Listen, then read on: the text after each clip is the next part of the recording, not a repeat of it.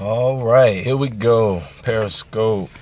Let's see who's on. Richard, good to see you. Thank you for coming on. Maybe take a couple minutes just to see who else may jump on before we get started with the Unsung Hero. Good morning. Is that DJ94 just joined? Glad to have you on. This is new for me, and so you guys, if you don't mind, you can share it just to kind of see who else will come in. Tyrone Jack Jr. Thanks for coming on, T. With the hearts, appreciate the hearts too. That's good. So as people are coming on, first let me say thanks for tuning in. This is our Unsung Servant series, the first of a few. And good morning. Thank you for coming. I'm glad we get to share this first time together. This is only my second time as well.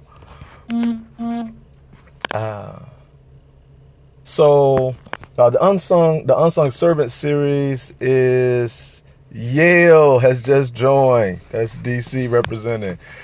We are really going to kind of look at D Watkins 61 just joined. Glad to have you on. And I want to look at unsung servants. So the idea is that there are always some people who are marginalized, and I always try to give credit to ideas that I think I may come up with. But this one actually came from Unsung Kim. Unsung Kim is one of my professors at Chicago Theological, and she actually got her PhD from Princeton. She works as a homiletics professor in Denver, Colorado at the Iliff School of Theology. And one of our assignments was to really start looking at the marginalized, or what she calls in her book, the other. And so once I started doing that for the class, I started kind of trying to do it for myself in preaching. And so what this series is hoping to do is kind of highlight some of the silent voices that really help impact our lives. And so today in our Unsung Servant series, matter of fact, let's just go ahead and talk about it. If you guys are new to this, you can tap the screen, give hearts for things that you agree with. If you have comments or questions, you can type those up. I'll try to answer those, make this as interactive as possible. The unsung servant I want to introduce you to today is the guy I want to call the party planner. And I'll be honest, it may be more than one person. So there's this famous story in Luke 15. Jesus talks about it. I don't know if they're real people because it's a parable, or if these are just made up people. But the story, kind of goes like this. There are three men, two sons, and a father. Prodigal son story. You know how the story goes. The younger goes to the father and says, "Hey, Dad, give me my stuff now." He takes it, goes to another country, and squanders it. Bottle popping, club hopping. You know how we do. And wasted it all. A famine happens, economy drops out of the bottom in this brand new country. Let's call it Greece, right? Financial banks are closed, and he hits rock bottom. He finds himself working low minimum wage job, and when he gets there, he actually bows down in the mud and thinks to himself, my father's servant had more than I have. Gets himself together and goes back home. His father apparently is kind of staring off on the porch, looking for him to come home. When he sees him get close, he hugs him. That famous "my son was lost, now is found" statement is made. He then turns to a servant and says to that servant, "Go get the fatted calf, a ring and a robe, and we're going to have a party tonight because my son came home." Meanwhile, the older son, who's been there the entire time, he hears the music but doesn't know what's happening. So he calls on another servant and asks, what's happening? And then that servant explains to him that the music is playing because your brothers come home.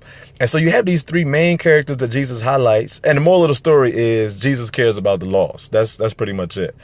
So for today's conversation and lesson and insight, I want to submit that the prodigal son was a son who had a problem. He had a pain. He was out in the world, messed up, came back home. The older son has an internal problem. He's a partner, but he doesn't have any benefits. So I'm not sure if it's an unjust or if he's just frustrated, but he's mad at his dad for letting the younger brother come home. The dad is kind of pinched in the middle. He's trying to do good for the younger son, but he's being ridiculed by the older son for doing it. And so he's stuck. So you got these three characters. You have the prodigal son who's in pain, the older son who has internal problems, and the dad pinched in the middle. The key, though, is all three of them have an encounter with a servant, a no-name servant. And I want to say it's the same guy, but, I don't want to make that up. So let's just say they're party planners. The son who's prodigal, he hears about a son. He hears about a servant, thinks about a servant, and thinking about that servant motivated him to come home. The oldest son gets information from a servant in order to hear about the party. And the dad actually had a servant plan the party. Party planning servants. Maybe that's the other. Maybe the prodigal son wasn't the marginalized. Maybe the son that was at home isn't the marginalized. Maybe the father isn't the marginalized. Maybe it's that group of servants who plan the party. And I wonder for each of us, who are our party planners? Who are the seemingly insignificant people who when we think about them, cause us to want to do better? Like, who are our party planners? The people who provide us information that brings us back to our Father's house. Who are our party planners? The person that dad or somebody can, say, hey, this is what I envision. I envision a party. I see a fatted calf on the table. I see a couple of drinks and some goblets.